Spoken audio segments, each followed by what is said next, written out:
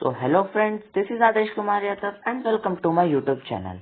So in this video we are continuing our chapter diversity in living organisms. As in the previous video I have told you that in this video I am gonna tell you about the kingdom Plantae and Animalia.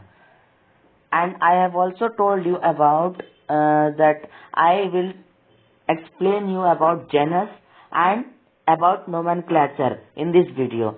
So genus is basically those organisms which share some similar properties are put into a single group. Genus is smaller than a family and larger than species. So what is nomenclature? So here nomenclature is mentioned, friends. So I have taken here.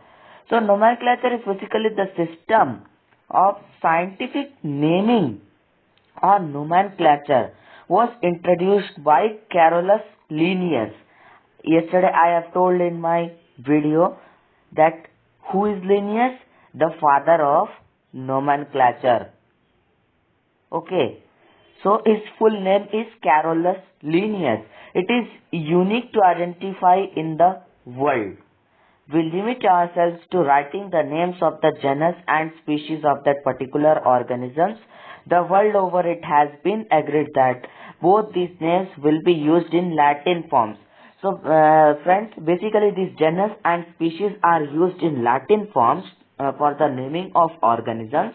So when printed is given in italic and when written by hand, the genus and species name have to be underlined separately. This you should have to keep in mind because this point is asked in board exam very many a times. So what I told is the genus name should be underlined when handwritten. Okay, and should be written in italic when printed.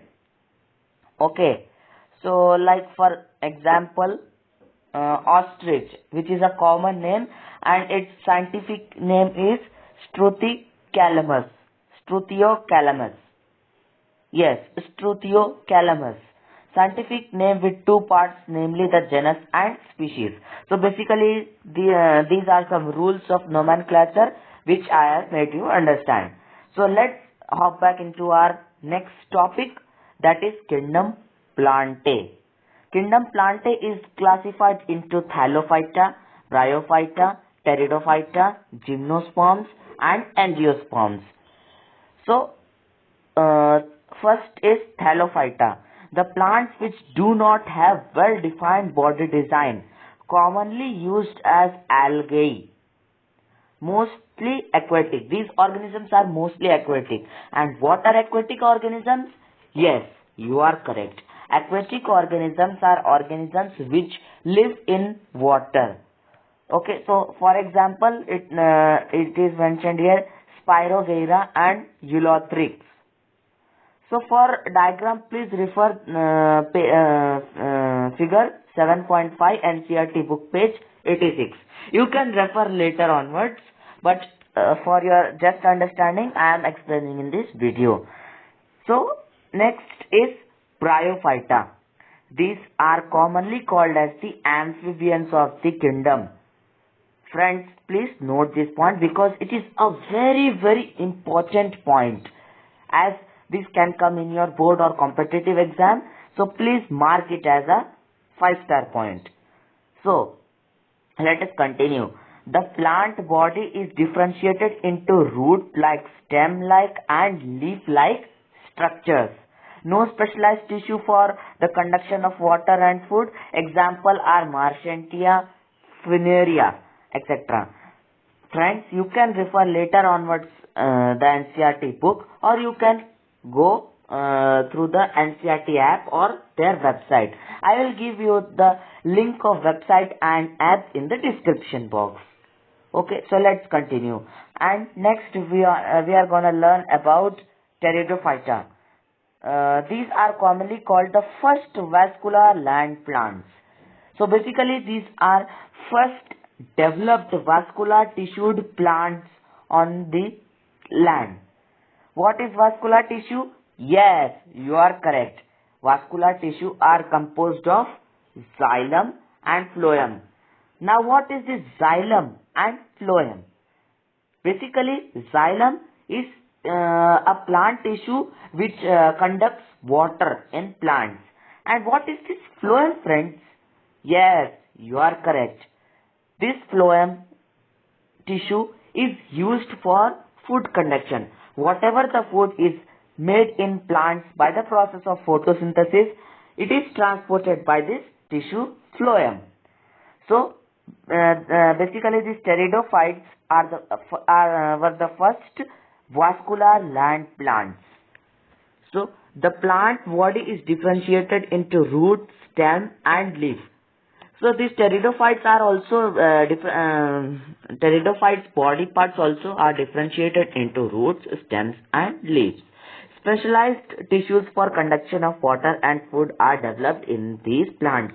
As these are the vascular land plants, so it is necessary that they have some specialized tissues for the conduction of water. Okay, here vascular term is mentioned, so you should know about it. Okay, so specialized tissues for the conduction of water and food are developed in this plant. Means xylem and phloem are present in this type of organism. The reproductive organs are inconspicuous. Examples of these pteridophytes are Marsilea and fern. Now, a special note. The reproductive organs are inconspicuous in Thallophyta, Bryophyta and Pteridophyta. So, this point is very important. It can be asked in your competitive or board exam.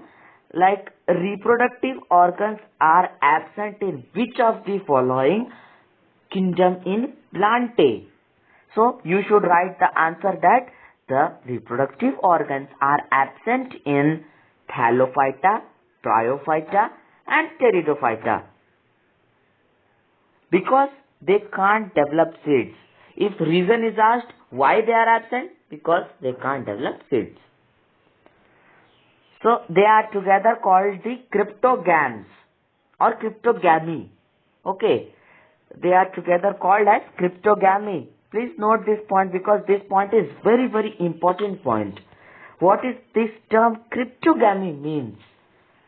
This cryptogamy term means that non-flowering plants, means flower is not there in these type of organisms like Thallophyta, Bryophyta and Pteridophyta. Okay, the plant with well differentiated reproductive organs and that ultimately make seeds are called phanerogams. So what is the opposite of cryptogam? Phanerogams. Phanerogams are flowering plants. So you can write this term. Cryptogam is the opposite of phanerogams or phanerogams is the opposite of cryptogams. Okay. So this group is further classified into gymnosperms. Gymnosperms which bear naked seeds. Naked seeds, you can see the seeds. Okay. And angiosperms which bear seeds inside the fruit. Like in, you can take example of watermelon. You can't see the seed with your naked eyes, means from outside you can't see the seeds of that fruit, of that watermelon. But when you cut watermelon, you can observe the seeds in it. So it means that they belongs to the angiosperm category. Similarly, apple, pineapple, etc. bear seeds inside it. So they are classified into the category angiosperms, which bear seeds inside the fruit. Okay. So next, gymnosperms in more wider way.